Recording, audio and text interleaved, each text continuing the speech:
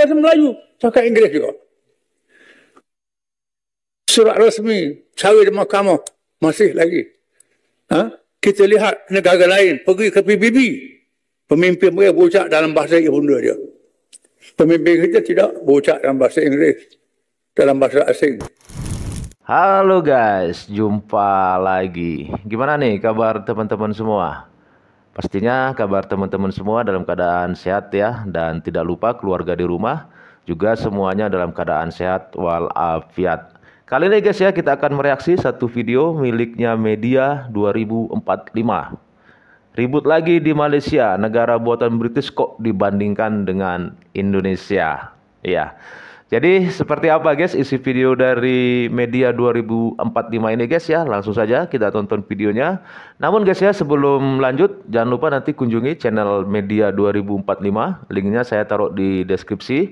Pastinya teman-teman jangan lupa ya didukung channel ini dengan cara di subscribe pastinya. Oke, langsung kita tonton videonya.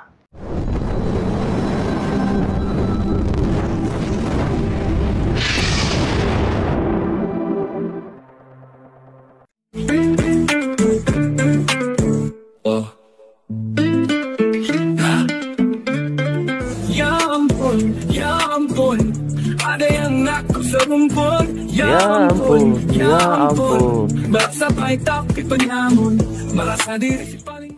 Nah, apakah halangan-halangan sekiranya kita hendak meluluskan atau menggubal itu akta diskriminasi kaum? Beberapa negara memang mempunyai akta yang berkaitan dengan kisah hasutan ini. Di Indonesia kita ada Pancasila.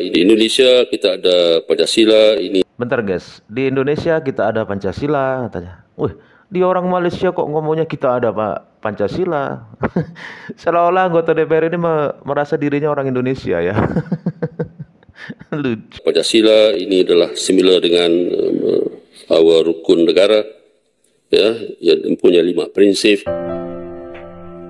Beda lah. Artikel 153. Pancasila dengan rukun negara mereka itu beda jauh banget. Artikel 11. Kebebasan beragama. Memang ada diskriminasi. Agama-agama lain tidak boleh disebahagiakan dengan orang Islam. Ada negara.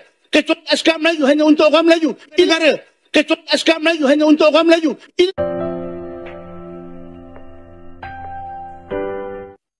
Mereka membandingkan rukun negara dengan Pancasila. Hal ini jelas tidak tepat sama sekali. Iyalah. Walaupun rukun negara adalah hasil jiplakan dari Pancasila, yang mereka tiru sebenarnya formatnya saja. Bentuknya saja, dan jumlah butirnya yang sama-sama 5. Tapi isinya jelaslah sangat berbeda. Yang mirip hanya satu butir saja, yakni butir pertama mengenai kepercayaan pada Tuhan. Ya. Selebihnya tentu saja sangat berbeda. Dalam rukun negara misalnya, tidak ada butir mengenai kemanusiaan yang adil dan beradab. Nah, itu. Mungkin karena itu pula, polisi Malaysia bisa menembak seenaknya saja pekerja migran Indonesia. Selain itu, rukun negara Malaysia juga tidak menyentuh masalah keadilan sosial. Ya. Jangan heran pula jika hingga sekarang, di Malaysia masih ada diskriminasi. Ntar guys, kita baca guys ya. Kepercayaan kepada Tuhan, kesetiaan kepada raja dan negara, keluhuran perlembagaan, kedaulatan undang-undang, kesopanan dan kesusilaan. Beda dengan kita kan, Pancasila, silanya pertama sih sama ya, kepercayaan kepada Tuhan, ya kan. Apa kan isi dari 2, 3, 4, 5 beda jauh banget. Kesetiaan kepada raja dan negara. Oh, harus setia sama raja guys. Bahkan diskriminasi dan sikap rasis tersebut dilembagakan dalam konstitusi. Nah, berikut ini adalah contoh sikap diskriminatif yang merasuki kaum Melayu negeri Kasino. Kasus ini belum lama terjadi. Polis telah menahan seorang penjual jagung dan isterinya berhubung satu notis yang berunsur perkauman di Kota Warisan, Sepang, Selangor. Penjual jagung yang telah membuat permohonan maaf pada Ahad, ditahan semalam dengan isterinya. Dia yang dikenali sebagai Abdul Aziz Musa dilaporkan berkata, perbuatan itu sama sekali tidak berniat untuk menghina kaum India. Elok tu, jadi saya mengaku saya bersalah lah. Saya minta maaf seluruh rakyat Malaysia lah, terutama sekali pada kaum India. Begitulah contoh sikap kaum Melayu negeri kasino yang sangat diskriminatif. Jadi, Malaysia dan Indonesia sesungguhnya sangat berbeda. Ya, betul. Malaysia adalah negara buatan British. Konstitusi Malaysia pun dibuatkan oleh penjajah British. Adapun, Indonesia adalah negara yang dibuat sendiri oleh bangsa Indonesia.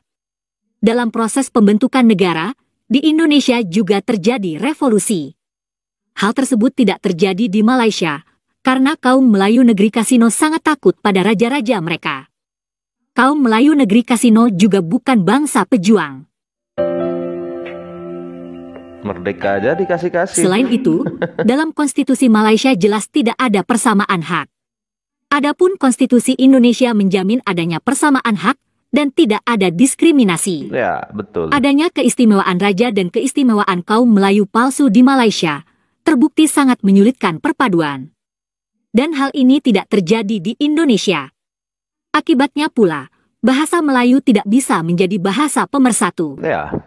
Kaum Cina, India, dan masyarakat Sabah Sarawak tidak sudi memartabatkan bahasa Melayu. Dan masalah ini berlangsung hingga sekarang, seperti dalam video berikut ini. Contohnya, bahasa yang berbeza. Kita telah menerima bahasa Melayu adalah bahasa kebangsaan. Bahasa rasmi. Apa berlaku pada hari ini? Bercelaru. Kedai-kedai di ibu negara, di bandar-bandar, semua bahasa ada. Bahasa Melayu kadang-kadang halus je. Bahasa Inggeris besar. Inggeris dah tak ada dah. Dalam majlis. Orang putih ada 3 ekor je. Yang orang kita ni ramai. Cuma boleh bahasa Melayu. Cakap Inggeris juga. Surat rasmi, cara di mahkamah, masih lagi. Kita lihat negara lain, pergi ke PBB. Pemimpin mereka berucap dalam bahasa ibunda dia. Pemimpin kita tidak berucap dalam bahasa Inggeris, dalam bahasa asing. Negeri yang ada identiti dia, ada jiwa bangsa dia, cakap bahasa dia. Ini sangat penting. Sebab itu, kita perkasakan bahasa kebangsaan ini sangat penting. Perlu disedari. Kalau di kita sebenarnya kalau cuman sponsor atau papan iklan ya kan, mau pakai bahasa apapun nggak masalah ya kan. Banyak kalau kita ke daerah-daerah mau bahasa Jawa, bahasa Batak ya kan, tulisan bahasa Arab juga nggak masalah kan kalau di kita. Cuman sponsor aja, cuman iklan, papan iklan, banner. Kalau mereka masalah guys, harus bahasa Melayu katanya.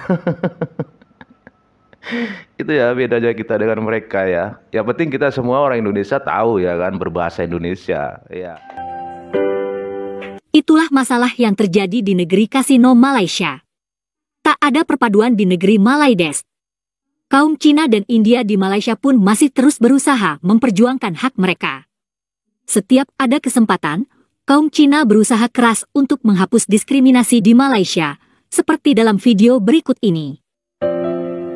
Saya ingin bertanyakan berapa buah negara yang telah luluskan Akta Anti-Diskriminasi Kaum yang mempunyai track record yang baik, telah mengurangkan gejala diskriminasi kaum dalam negara tersebut. Berapakah negara dan apakah halangan-halangan sekiranya kita hendak meluluskan atau menggubal itu Akta Diskriminasi Kaum supaya kita dapat mengurangkan ucapan-ucapan dan sentimen-sentimen yang menghasut kaum, sentimen kaum. Beberapa negara memang mempunyai akta yang berkaitan dengan kisah hasutan ini. Seperti Singapura, dia ada Maintenance of Religious Harmony Act. Tetapi pertukan bawah ini adalah untuk membenarkan perintah sekatan saja terhadap individu yang menimbulkan kebencian antara kumpulan agama. Di Indonesia kita ada Pancasila, ini adalah similar dengan rukun negara, ya, yang mempunyai 5 prinsip. Kita mempunyai banyak akta-akta di mana kesemua kesalahan ini dapat ditangani dengan pelbagai akta yang kita sedia ada. Terima kasih. Begitulah desakan kaum Cina untuk membuat undang-undang anti diskriminasi di Malaysia. Persoalan ini tidak mudah diselesaikan karena kaum Melayu negeri Kasino tidak mau kehilangan hak istimewa mereka. Raja-raja Melayu Malaysia pun tak mau kehilangan tahta mereka. Nah, berikut ini adalah reaksi orang Melayu Malaysia. Baru-baru ini, pengerusi DAP yang juga merupakan ahli Parlimen Bagan iaitu Lim Guan Eng telah mencadangkan agar kerajaan menggubal satu akta baru untuk membasmi perkara-perkara seperti penghinaan terhadap kaum-kaum tertentu dan sebagainya dekat negara kita ini. Dan akta itu dinamakan sebagai Akta Anti-Diskriminasi Kaum. Di mana Lim Guan Eng dalam ucapan beliau telah memetik kejadian dekat Sepang baru-baru ini di mana ada seorang penjual jagung telah mengungkapkan perkataan keling sebagai satu asbab mengapakah kerajaan negara ini mesti ada satu akta anti-diskriminasi kaum. Kerana sekiranya, kata Lim Guan Eng, perkara ini tidak, kita akan menyaksikan Malaysia yang... Sorry, jagung ini tidak dijual sama orang keling katanya guys. Bisa lah gitu. Kita akan ulas sekejap lagi tuan-tuan dan puan sekalian, mengapakah kata-kata Lim Guan Eng itu sebenarnya tak begitu tepat dan juga memang merupakan satu taktik licik sebenarnya. Cumanya, beliau telah mengungkapkan perkara itu juga dalam Dewan Rakyat. Dan adakah akta anti-diskriminasi kaum ini bagus ataupun tidak? Jom kita dengarkan perbahasan lama sekitar tahun 2018 yang membabitkan Menteri Perpaduan pada ketika itu iaitu P. Wesamurty dan juga ahli Parlimen Tanjung Karang yang sekarang ini mantan lah iaitu Tan Sri Noh Omar. Artikel 153 ada diskriminasi ke tak? Saya dah jawab tadi. Saya dah jawab tadi. Saya dah jawab. Saya dah jawab. Yang Hormat kata tadi tidak ada diskriminasi. Hormat kata sana begitu Yang Hormat. Artikel 153 memang ada diskriminasi antara kaum Melayu yang tidak lebihkan. Artikel 11 kebebasan beragama memang ada diskriminasi. Agama-agama lain tidak boleh disebahagikan dengan orang Islam. Artikel 8 hak sama daripada warga negara kecuali askar Melayu hanya untuk orang Melayu. Ini bukan diskriminasi. Yang Hormat, saya nak beritahu. Yang mana kena sebab diskriminasi inilah yang memang ada dalam Dewan ini. Sebab kena ingat, kalau dalam perlembagaan yang ada yang kata diskriminasi itu, kira kena social contract. Kita berkorban bagi warga negara kepada Yang Berhormat. Kalau kita tidak ada korban, Yang Berhormat pun tak layak duduk dalam Dewan ini, Yang Berhormat. Dan jelas sekali apa yang disebutkan oleh Tan Sri Noh Omar. Sebenarnya, perlembagaan negara kita ini sebenarnya terbentuk hasil diskriminasi. Bukan diskriminasi yang menghentam ataupun yang menindas dan sebagainya. Tetapi diskriminasi itu adalah perlu kerana ianya adalah berdasarkan kepada kontrak sosial yang telah dipersetujui oleh semua pihak ketika negara kita ini hendak dibentuk. Sejarah membuktikan bahawa orang Melayu dan juga orang-orang Bumiputera negara ini merupakan penduduk asal dekat negara kita ini. Dan orang-orang seperti orang Cina dan orang India telah dibawa masuk oleh penjajah sama ada hendak berdagang ataupun berniaga ataupun menjadi buruh ladang ataupun menjadi construction, pembinaan dan sebagainya. Jadi secara asasnya tuan-tuan sekalian, ketika Malaysia ini hendak dibentuk pada tahun 1957 dulu kan, sebelum itu of course Tanah Melaya lah kan, Tanah Melayu, di mana memang terdapat satu kontrak sosial yang telah dipersetujui bagi membawa orang-orang yang bukan Bumiputera, yang pendatang ini, orang-orang Cina, orang India sebagainya, untuk menjadi warga negara Malaysia. Jadi mereka telah menandatangani konsep sosial ini. Perlembagaan kita ini pun sebenarnya terdiri daripada perkara yang of course menjulang sedikit diskriminasi bagi memelihara hak orang-orang asal dekat negara kita ini. Seperti perkara-perkara tercatat di sinilah, agama Islam sebagai agama persekutuan, dan kemudian hak istimewa orang Melayu dan pelbagai lagi. Benda-benda ini anda semua tahu tidak boleh diusik sama sekali melainkan dengan perkenan Majlis Raja-Raja Melayu. Selain daripada itu, 5 perkara yang termaktub di bawah perkara yang penting ini tidak boleh disentuh sama sekali. Itulah masalah diskriminasi di negeri Kasino Malaysia. Terima kasih sudah menonton sajian kami. Sampai jumpa lagi.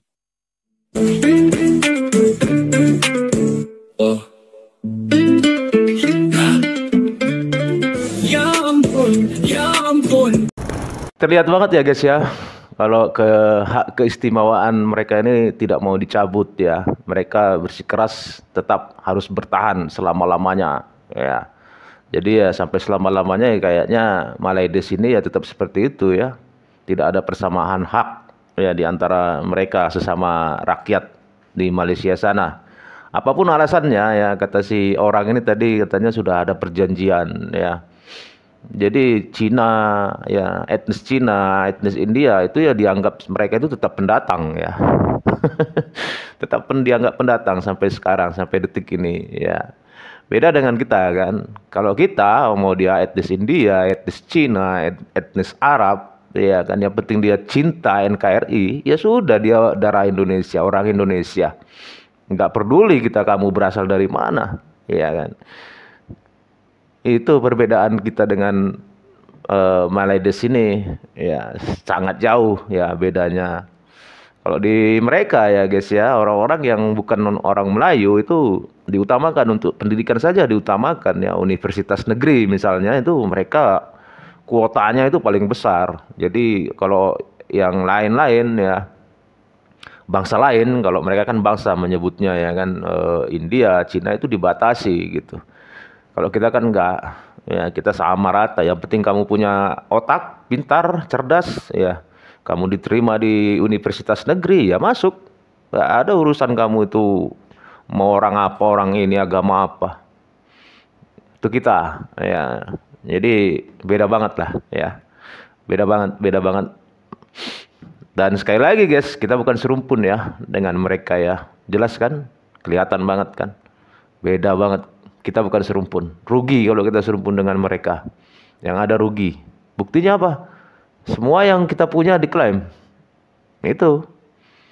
Makanya berhenti bilang serumpun dengan Malaydes ini. Gimana menurut teman-teman? Kasih komentar ya, dan sampai di sini dulu teman-teman videonya. Semoga video ini bermanfaat. Sampai ketemu lagi di video-video selanjutnya. Tetap semangat. Salam sukses buat kita semua.